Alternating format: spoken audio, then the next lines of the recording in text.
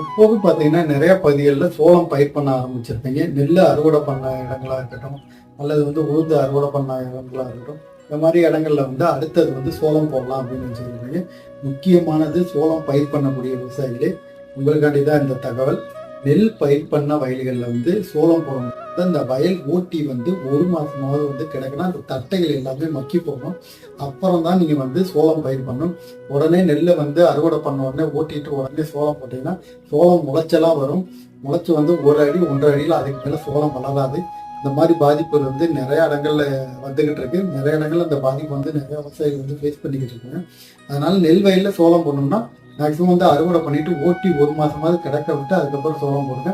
அதுக்கப்புறம் நீங்க உளுந்து மற்ற பயிர்கள் இந்த மாதிரி வயல்கள் எல்லாம் நீங்க சோளம் போடணும்னா ஓட்டி உடனே போடணும். ஆனா நெல் போட்ட வயல்ல மட்டும் மினிமம் 1 மாசம் கிடந்துதான் நீங்க சோளம் போடணும். இதை கண்டிப்பா தெரிஞ்சுக்கணும். மற்ற விவசாயிகளுக்கு சொல்லுங்க.